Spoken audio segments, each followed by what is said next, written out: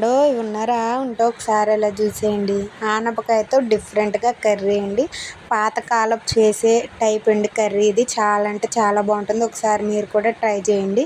ముందైతే ఆనపకాయని అయితే ఇలా స్క్వేర్ షేప్లో పెద్ద ముక్కలు కట్ చేసుకుని కొంచెం పసుపు అయితే వేసి మూత పెట్టేసి బాగా మగ్గనివ్వాలండి. ఇప్పుడు ఆనపకాయ ఉడికింది 90% అన్నప్పుడు అందులోనే ఉల్లిపాయలు, బెండకాయలు, టమాటాలు ఉంటే వంకాయ ముక్కలు కూడా వేసుకుని కొంచెం ఉప్పు, రుచికి సరిపడా ఉప్పు వేసుకుని కొంచెం కారం అయితే వేసుకుని ఒకసారి అయితే కలుపుకొని బాగా మిక్స్ చేసుకోవాలండి.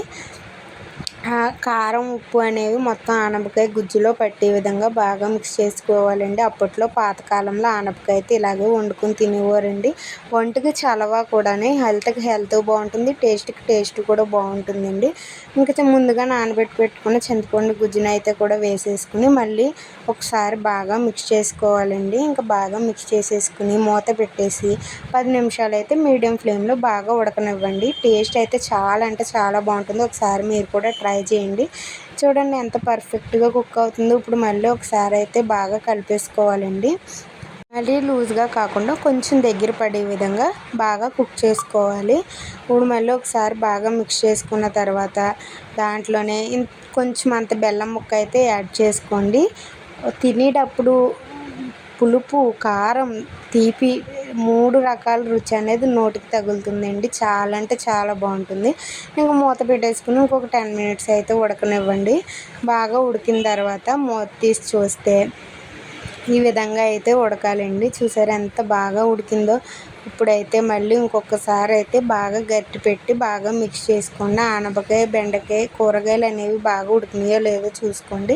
ఇప్పుడు తాలింపు కోసం అయితే మనం గిన్నె తీసుకుని అందులో ఎండుమిర్చి, శనగపప్పు, మినపప్పు, జీలకర్ర, ఆవాలు కూడా వేసుకుని అందులోనే కొంచెం కరివేపాకు అయితే యాడ్ చేసుకుని ఉంటే కొత్తిమీర కూడా యాడ్ చేసుకోవచ్చు. అది మీ ఆప్షనల్. ఇప్పుడైతే బాగా అయితే ఫ్రై చేసేసుకోవాలండి. తాలింపు అనేది మాడనివ్వకూడదు, దోరగా వేగాలి. మళ్ళీ మాడితే కర్రీ అంతా మాడు వాసన అనేది వచ్చేస్తుంది. ఈ విధంగా బాగా ఫ్రై చేసేసుకుని మనం ముందుగా పక్కన పెట్టుకున్న కూరలోకి అయితే తిరగబాత అయితే వేసేసుకోవాలి. ఈ విధంగా తాలింపు అయితే దాంట్లో వేసేసుకుని మళ్ళీ బాగా మిక్స్ చేసుకోవాలండి. కర్రీ అంతే, ఎంతో టేస్టీ అయిన ఆనపకాయ కూర అయితే రెడీ అయిపోయిందండి. ఒకసారి మీరు కూడా ట్రై చేసి ఎలా వచ్చిందో కామెంట్ సెక్షన్లో అయితే కామెంట్ అయితే చేసేయండి. అయినా ట్రై చేశారా మీరు? అయితే ఒకసారి అయితే ట్రై చేయండి. చాలా అంటే చాలా బాగుంటుంది. మా పాతకాలపు వంటలండి. మా అత్తయ్య గారు, మా అమ్మమ్మ వాళ్ళు చేసేవారు. నేను అడిగి కనుక్కొని చేశాను. టేస్ట్ అయితే చాలా అంటే చాలా బాగుంది. ఇంక ఈ విధంగా బాగా మిక్స్ చేసేసుకుంటే ఎంతో టేస్టీ అయిన ఆనపకాయ కూర అయితే రెడీ అయిపోతుందండి.